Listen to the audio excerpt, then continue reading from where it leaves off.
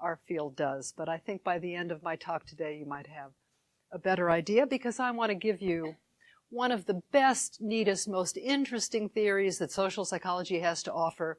And unlike a lot of the things that you might learn in psychology, which are interesting and useful, this is something that you can take away with you when you walk out of this room and live with and learn from forever. You know, when you see optical illusions, they're so fascinating, but you can't do very much about an optical illusion. What I'm going to talk to you about is a mental illusion, a cognitive illusion, but it's something that we can do something about. So let me start with a story for you. I got a wonderful letter from a friend of mine who had read our book, Mistakes Were Made, but Not by Me. And she said, I want to tell you this story about my little girl. She said she was 8 years old, and I was helping her practice the piano for her recital. And so I sat down with her at the piano, and normally I put her, make sure her fingers are in the right position to begin, the first song. And this time she wouldn't let me help, and so she moved her hands one note off. Okay? And then she played the whole piece through consistently with every note wrong. So at the end of it, I said, honey, see if you had just listened to me, I could have... Mommy, she said, I made no mistakes. You listened wrong. This is the problem we are up against, as you will see.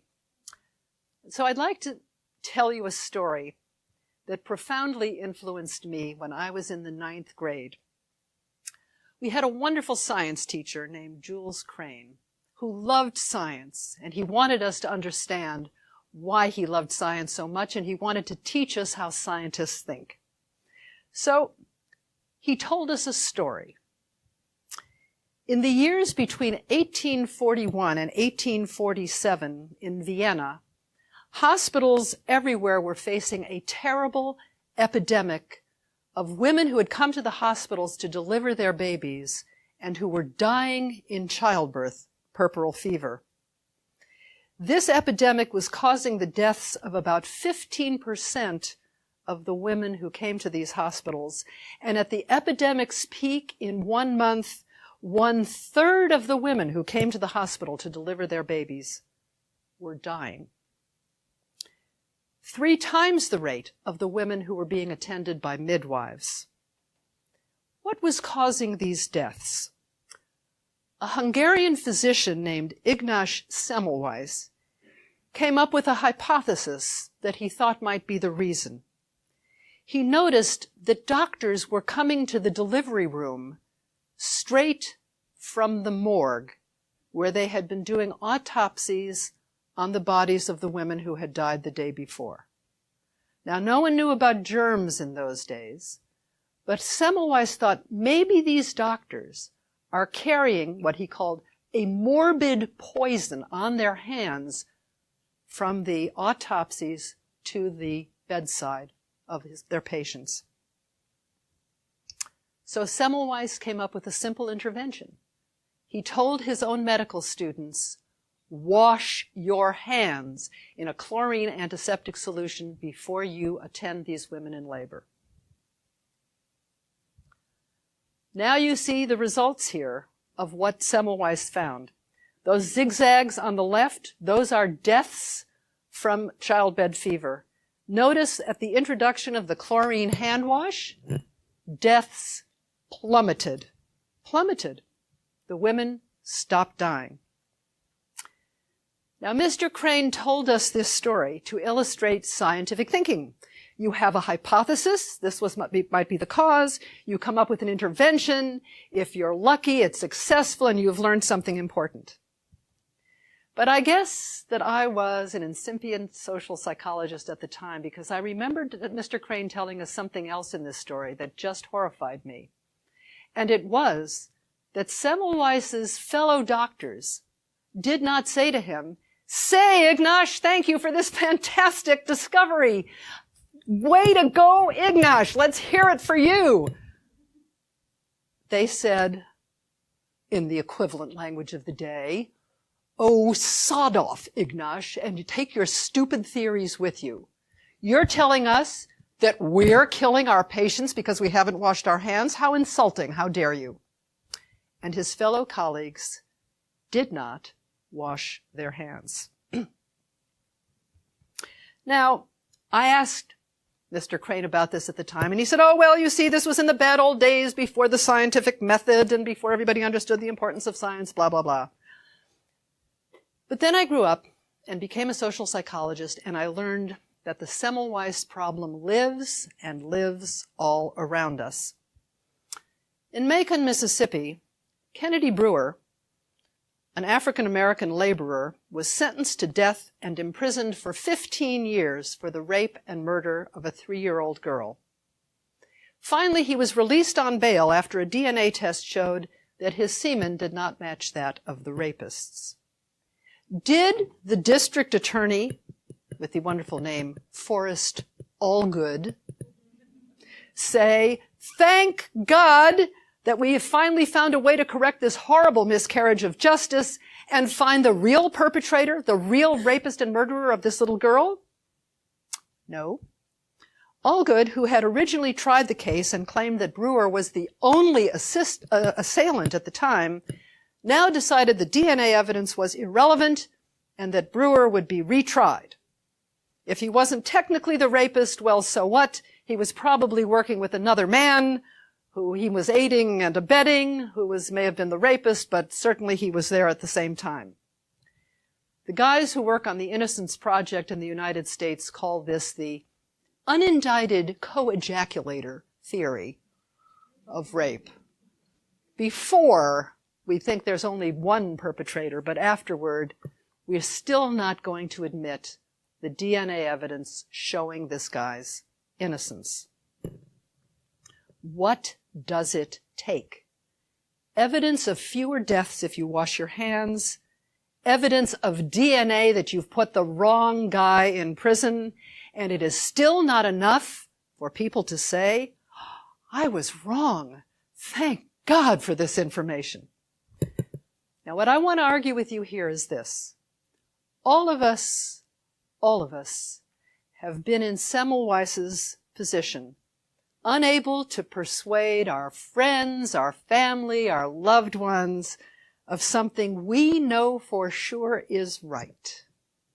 And we have also all been in the position of Semmelweis's colleagues minimizing and dismissing evidence that we don't like. Here's how it works, for example. Here was an adorable little study published a few years ago in the Journal of Nutrition. Don't you love this study? Chocolate contains antioxidants that have been associated with a decreased risk of heart disease and stroke.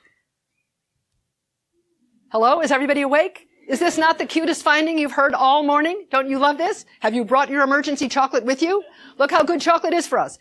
I love this study so much that I ignored the next paragraph. Good for you. You've all been well scientifically trained and you understand why this study was not maybe so good since it was funded by Mars. Okay. Now, I remember reading this and thinking, I don't care. I'm sorry. I don't care. I mean, so what if there's no, preliminary double point? I don't care. I like the chocolate finding and that's that. Well, chocolate is not a major study.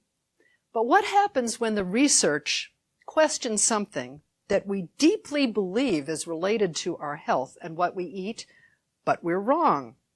For example, here's a book cover by Gary Taubes, Good Calories, Bad Calories. And I remember when I started reading this book thinking, what a stupid cover. This is a stupid cover.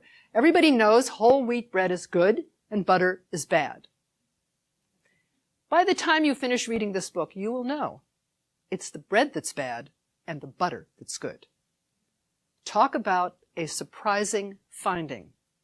Our culture has been based for 40 years on the belief that eating fat makes you fat, right? That eating fat is bad for you. It clogs up your arteries, it causes heart disease, it does all kinds of terrible things, and better to have a low-fat diet.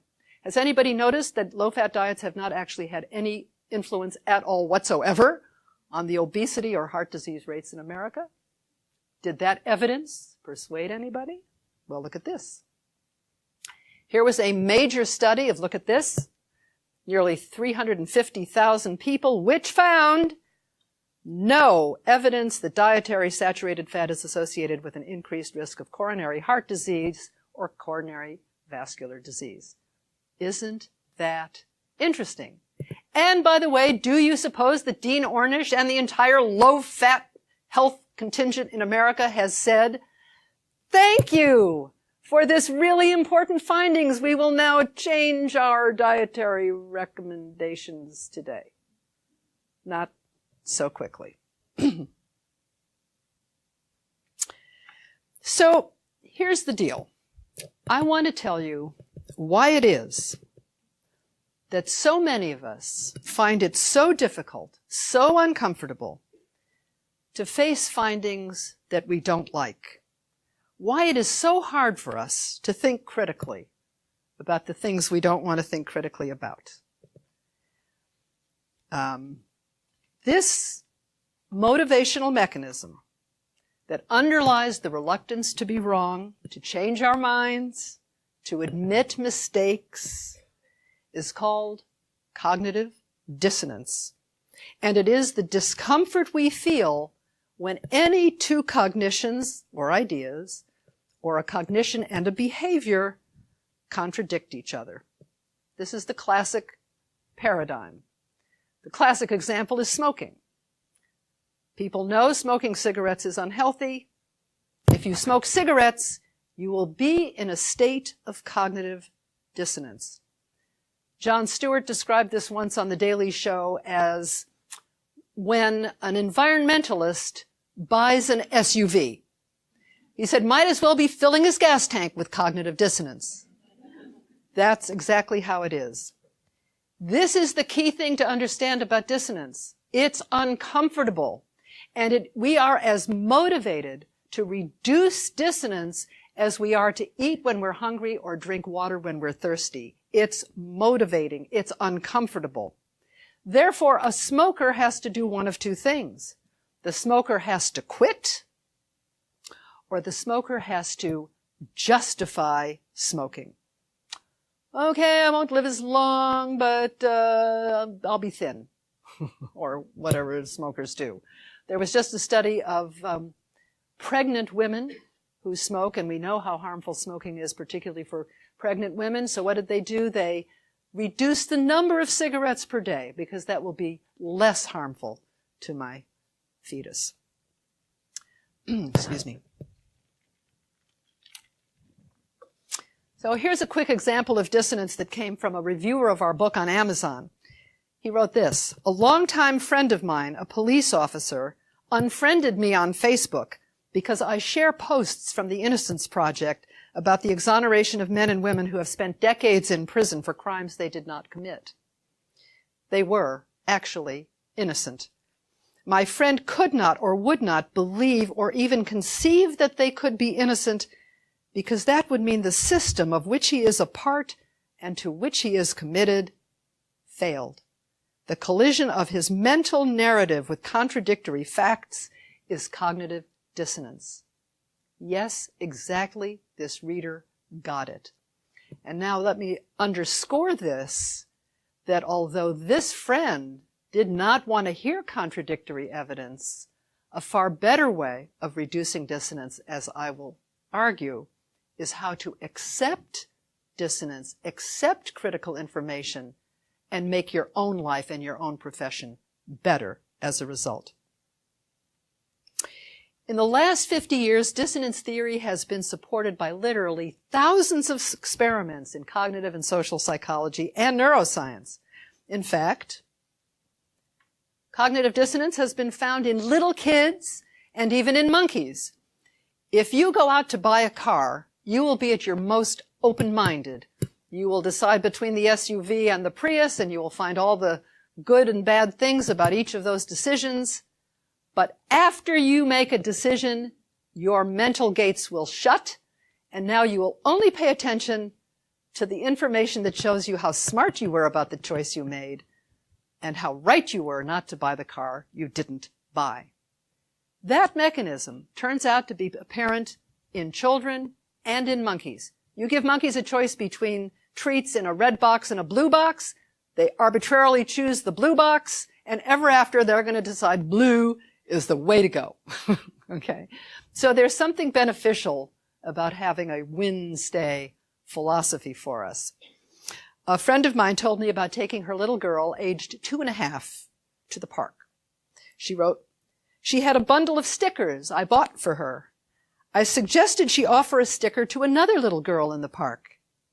At first, my granddaughter looked inclined to do so, but then became shy and turned to me and said, 'That little girl doesn't like stickers, Grandma.'" Cognitive dissonance at 2.5. You see how it works? I'm a good little girl. I'm a very generous, good little girl. I would share my stickers. But if that child doesn't like stickers, then I remain a good little girl and I keep my stickers. And you know, of course, nowadays people think that if you aren't doing brain research, you aren't really doing science. One of my favorite, very cute studies was somebody came up with this idea. They had a person give the identical lecture to two different audiences, but in one audience, they showed pictures of a brain, and in the other, no pictures of a brain. And everybody thought the lecture with the brain was more scientific. So now, I don't go anywhere without my brain.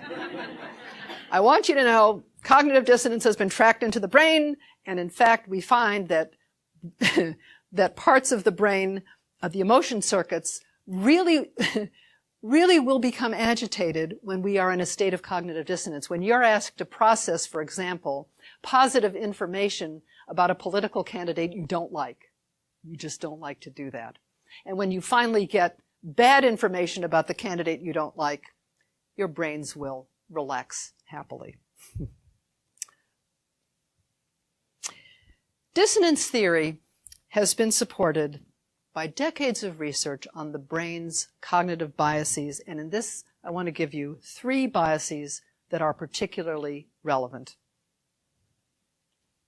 The first bias is the bias that we are unbiased. I personally love this bias. Is that a cute bias or what? Okay? This is the belief, as the social psychologist Lee Ross puts it. We perceive things clearly, as they really are.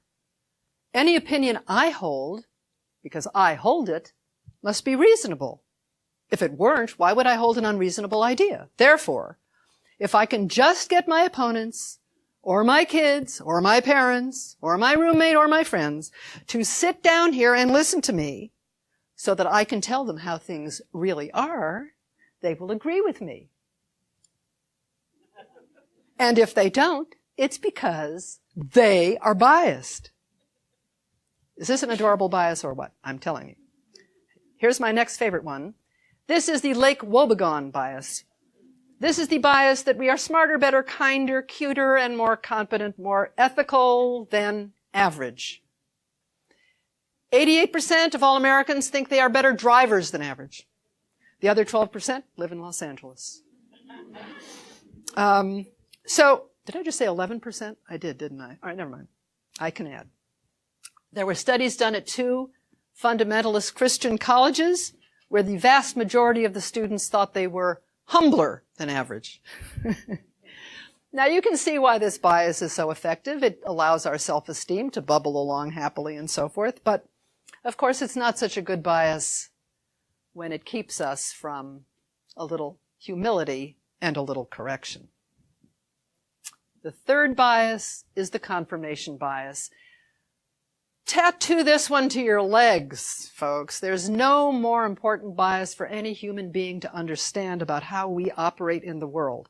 The confirmation bias is the fact that we notice and remember information that confirms our beliefs, that keeps our beliefs consonant. We will notice, remember, believe in information that confirms our beliefs. And we will forget, we will overlook, we will minimize information that is dissonant or discrepant or that disconfirms what we believe. Here's how it works. Members of the, excuse me, sorry, it's thirsty. Okay, members of security at airports are asked to keep track of suspicious-looking characters at airports who might be drug couriers. Drug couriers. Write down, who you think at the airport might be a drug courier. And here is the list. Carried a small bag, large bag, off the plane first, no, off the plane last, overly protective of luggage, dissociated self from luggage, bought a coach ticket, bought a first class ticket, one-way ticket, round-trip ticket, traveled alone. Here's the point. Once the observer thinks you're a drug courier, anything you do confirms that belief. No disconfirming evidence here. If I think you look suspicious, it doesn't matter what you're doing. Wearing a red ribbon, wearing a pink ribbon, wearing no ribbon. Whatever you're doing confirms my belief. Now, my dear friend and colleague Elliot Aronson, one of the greatest social psychologists living, advanced the theory of dissonance and tightened its focus by making it a theory of self-justification. His elegant experiments showed that we are most motivated to reduce dissonance when the information disputes how we see ourselves, when it challenges a central belief, when it questions a story we have woven to explain our lives. When we do something that's inconsistent with our view of ourselves, we have two choices. We can change our self-concept. I guess I really did something that was idiotic, didn't I? Or we justify what we did. Now, this kind of self-justification is not the same thing as lying to other people to get off the hook. When you've done something that you know is wrong, unethical, immoral, corrupt, etc., you know what you've done, and you will perhaps lie to avoid paying the penalty. That is not what we're talking about. Dissonance reduction happens unconsciously to block ourselves from the awareness that we did anything wrong. It's an unconscious mechanism that allows us to lie to ourselves in this way, because most of us see ourselves as being competent, ethical, smart, and kind, and generous. Our efforts at reducing dissonance will be to preserve that self-image. I'm a kind person. You're telling me I hurt you? Well, you must have deserved it. It's your fault. You started this. What do two little kids say when you interrupt them from beating each other up? He started it. I'm a good little kid. I'm not aggressive. I'm not a bully. Therefore, if I've just beaten up this kid on the schoolyard, it must be because he started it. Now, the implications of this theory are huge, huge, because they show us that our problems aren't just from bad people who justify the bad things they do. They come from good people who justify the bad things they do to preserve their belief that they're good people. I'm going to say that one more time. Good people, that's us, who justify the bad things we do, the mistakes we make, the harms we inflict on others, in order to preserve our belief that we are good, competent, and kind. Semmelweis's fellow doctors were not wicked men who wanted their women patients to die. On the contrary, they were good men who saw themselves as compassionate, experienced, accomplished physicians. And precisely because they saw themselves as good physicians, they could not accept the evidence that what they were doing was causing the deaths of their patients. Forrest Allgood, other prosecutors in America, define themselves as the good guys. My job is the good guy. My job is to put the bad guys away. And now you're telling me that I, a good guy, have accidentally put a good guy in prison? Nah, he did something else bad. Believe me. It's not necessarily that they're corrupt or bad or evil. It's that they can't jostle their self-concepts of being good, expert, competent professionals. So what we have in dissonance theory is a theory of blind spots, of how and why we blind ourselves so that we fail to notice information that might make us question the wisdom of our beliefs. Our memories are distorted in a consonant direction. People remember voting for the winning candidate rather than the candidate they voted for. They remember giving more to charity than they really did. If you ask husbands and wives what percentage of the housework they do, the total will add up to far more than 100%. And so, in this way, we like to keep our beliefs consonant with how we are now. And here, by the way, is an example from memory that's really important for all of you students. We distort our memories in ways that conform to our current beliefs about ourselves, the stories we tell now. That is more accurate than what actually happened then. In one study of teenagers, 14 and 15-year-olds who were brought into a laboratory with their parents and told to have a discussion about some aspect, some conflict that they were having with their parents. And then at the end of this argument, and some of those arguments got really heated, all of the kids had to evaluate how they felt at the time, how angry they were at their parents, what they thought about their parents, okay? Now we come back 5 years later, and we ask them, what do you remember about that quarrel with your parents? And what do you suppose they found?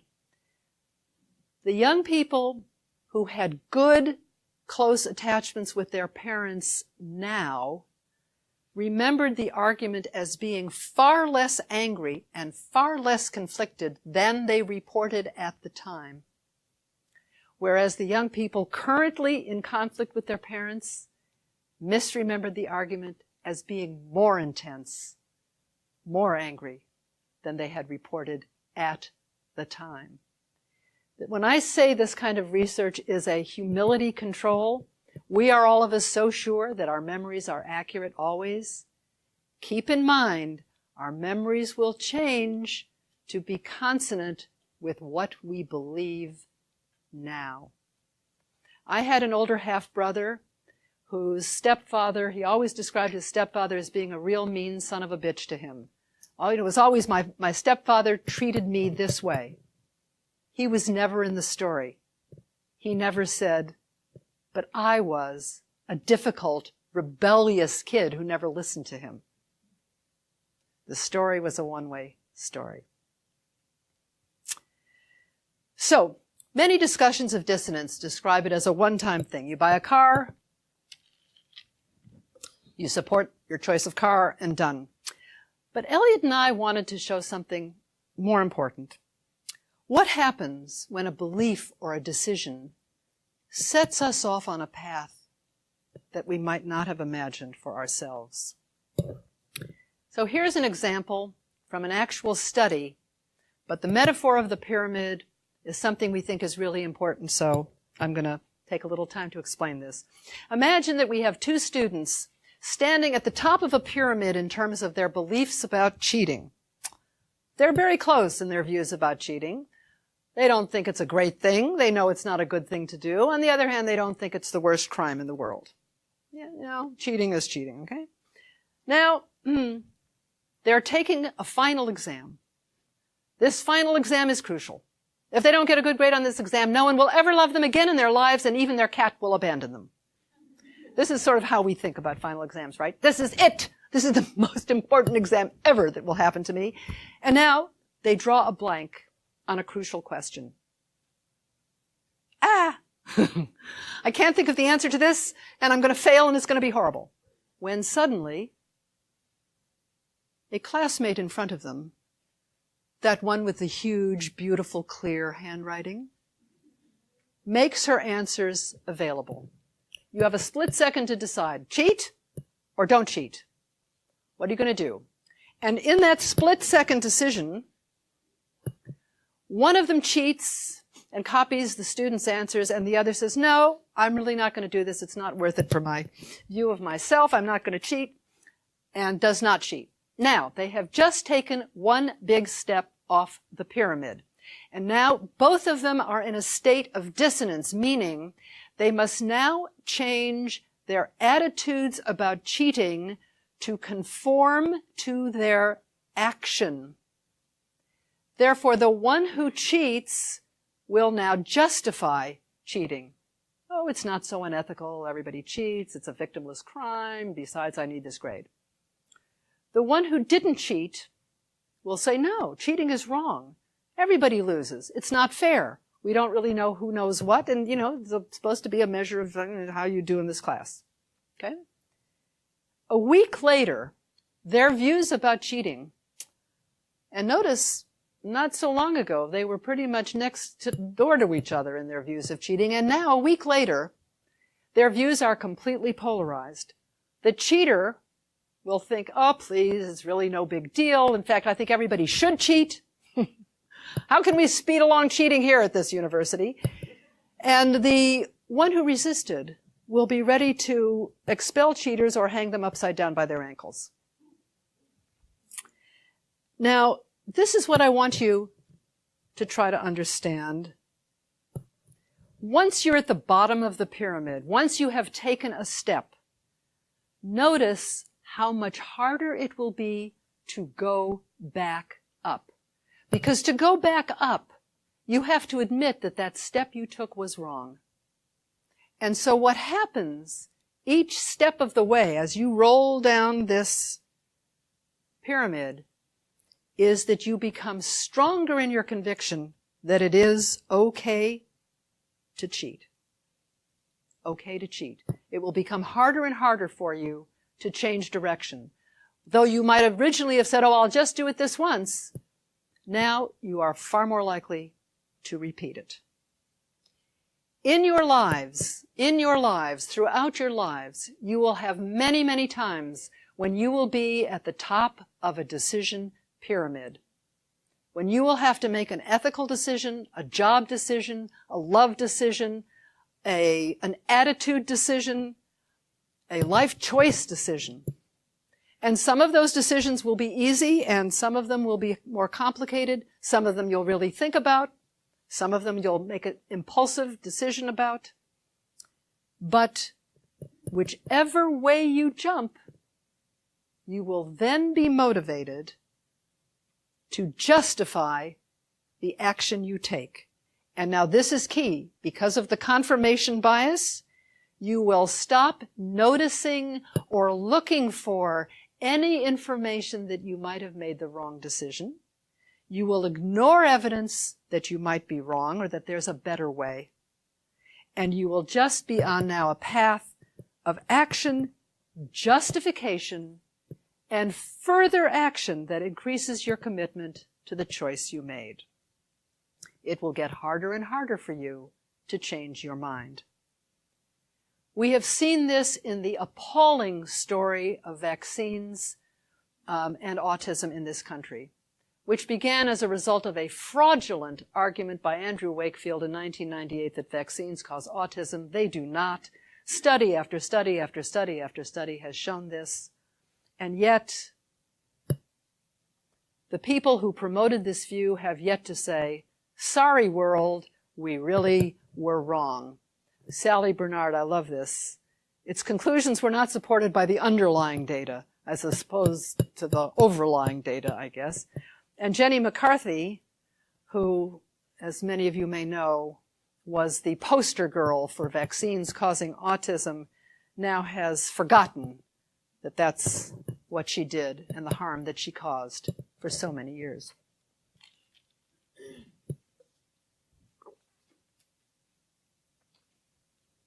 see how we doing here. All right. So how this works. All right, how this works. Most people in most professions are people of integrity. They're not corrupt.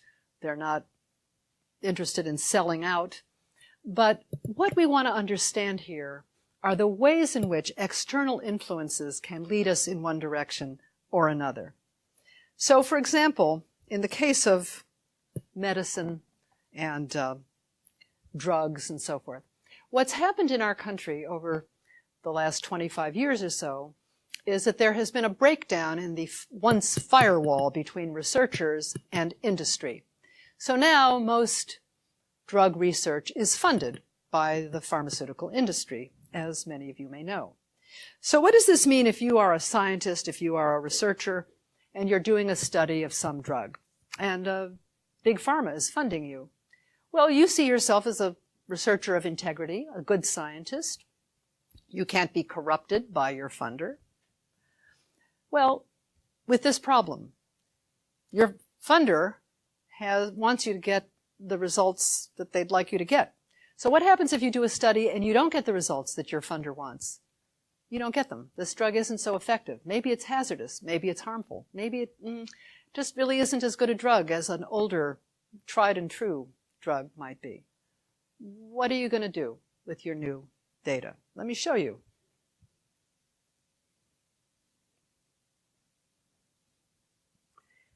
This is a study of 12 antidepressants submitted to the FDA for approval. A group of scientists were able to get all of the studies, all 76 studies that had been submitted to the FDA about these 12 antidepressants. And what you see here is a result of the studies that got positive findings about the benefits of antidepressants and that were subsequently published. So this looks pretty impressive. But the scientists wanted to know how many studies not funded by the pharmaceutical companies were also submitted to the FDA, and what did those studies find?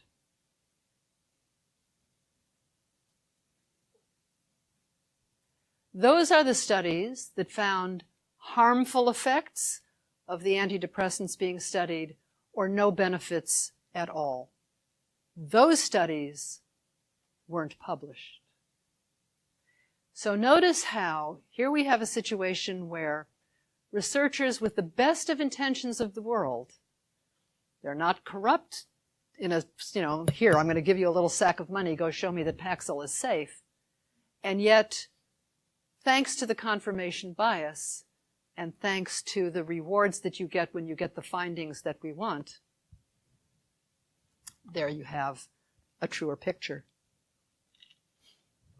Some of you may know or may have heard about the effort on the part of the pharmaceutical companies to come up with a female Viagra.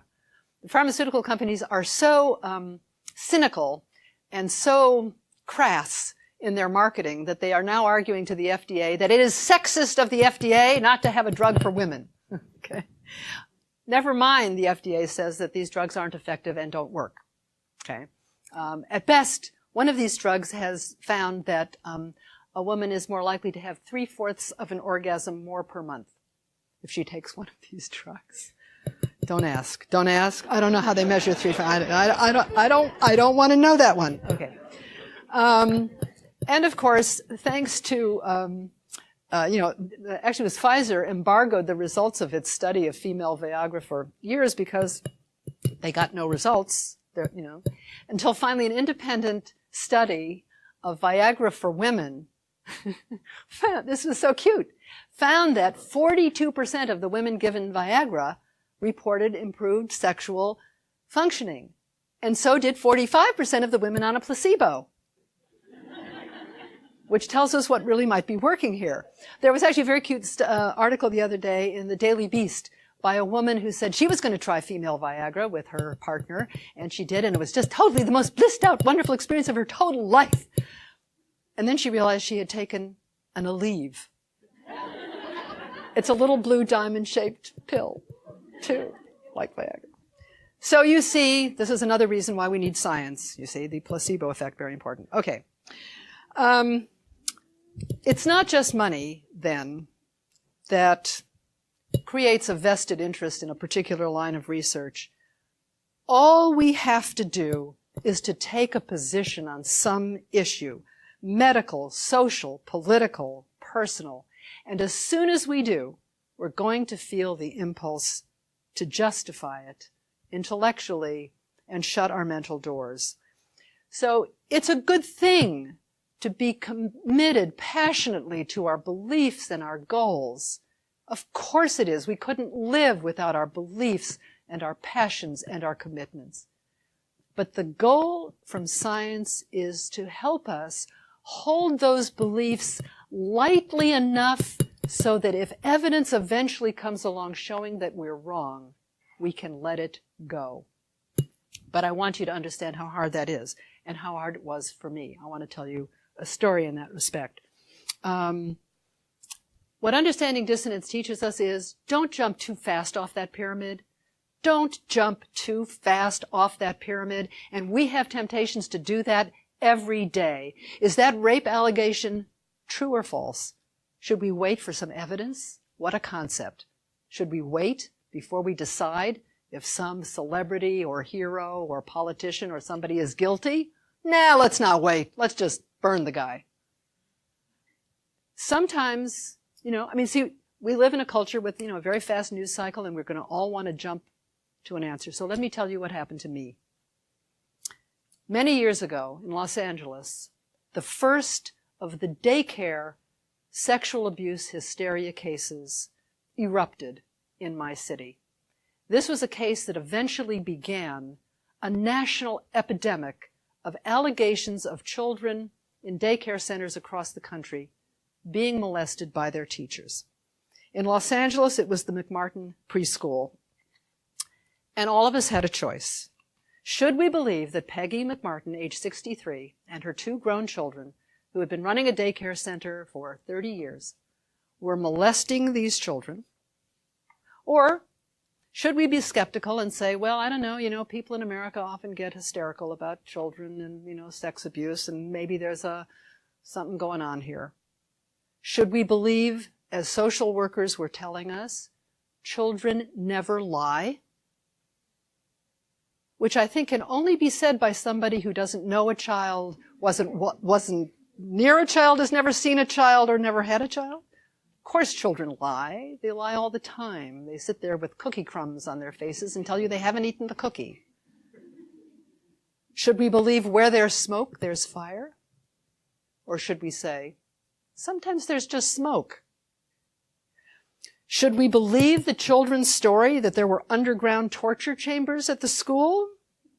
Although no child ever showed any physical evidence of being abused?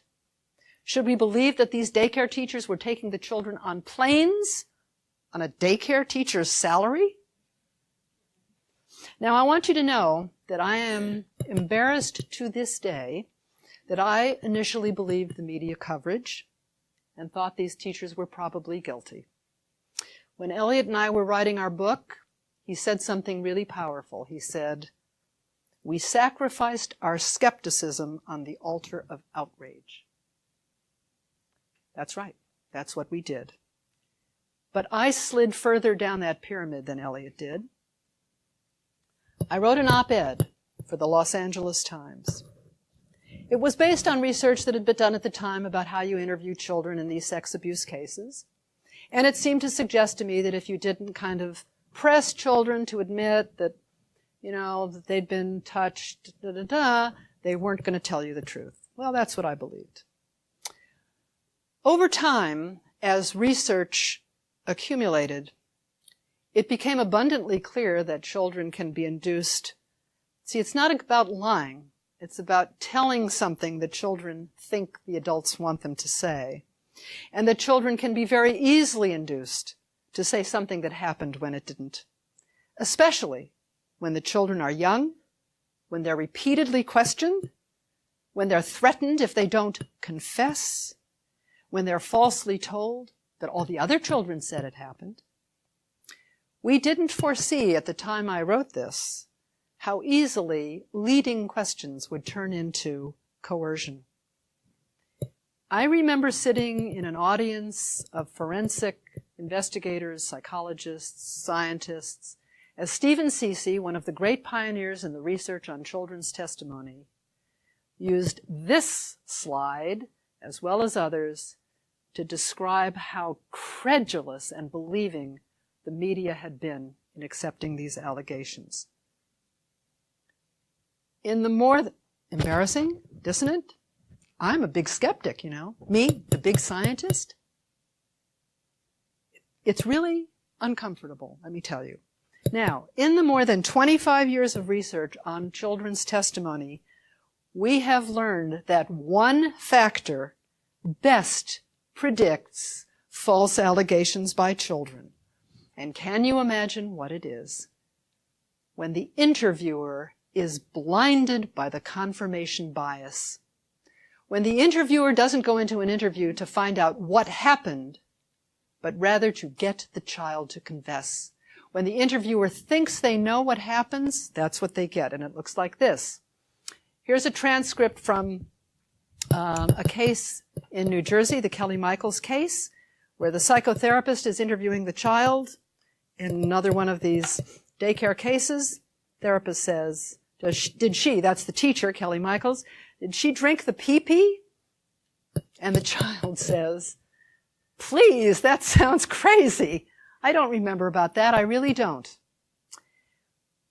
When it came time to testify, this is what the psychotherapist said in court.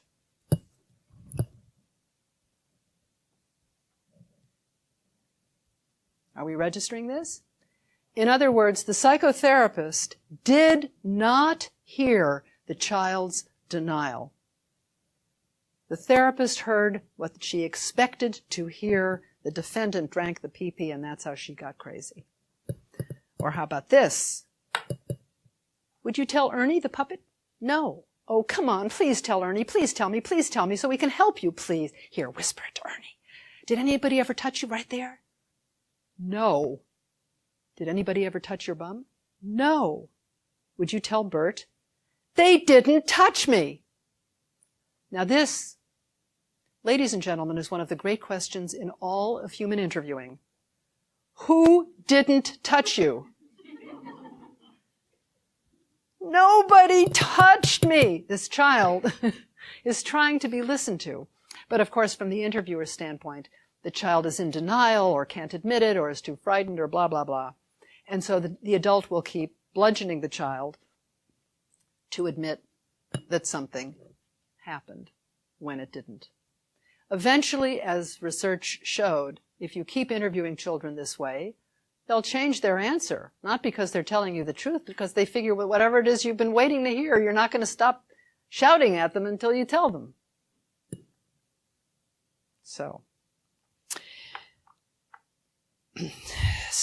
I regard this research on children's testimony as being as important as the importance of washing your hands if you deliver babies, as important as the evidence that vaccines do not cause autism, as important as the DNA evidence that has released hundreds of innocent people in this country who have been in prison, some of them for decades.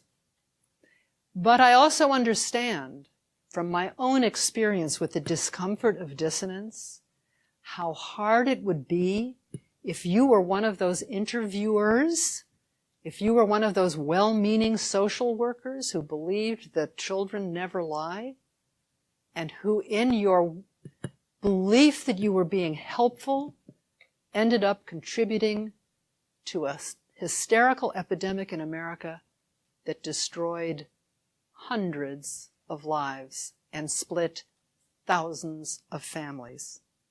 Think what it would take for you to be able to say, I was wrong. Now, but there's good news. Dissonance may be built into our mental wiring, but how we think about our mistakes, our wrong beliefs, is absolutely not. You don't get to justify holding on to a wrong belief by saying it's in my brain. And here's why. Once we understand how this works, we can overcome it. Many years ago, the then Israeli Prime Minister, Shimon Peres, was thrown into dissonance when his friend Ronald Reagan accepted an invitation to lay a wreath at a cemetery in Bitburg, Germany, where 49 Nazi officers were buried. I invite you to consider how infuriating that action was, not only to everybody in Israel, but to many, many others who found this wildly inappropriate thing to do. But Peres was one of Reagan's great friends. So when reporters asked Peres what he thought of his good friend Ronald Reagan's actions at going to Bitburg, Peres said, "When a friend makes a mistake, the friend remains a friend, and the mistake remains a mistake." In that observation is our antidote to dissonance, because think of how we normally would do. Your friend makes a mistake, to resolve the dissonance, you either end the friendship or you minimize the mistake. And Peres is teaching us to take a third way. A third way. You separate the two cognitions and evaluate them separately.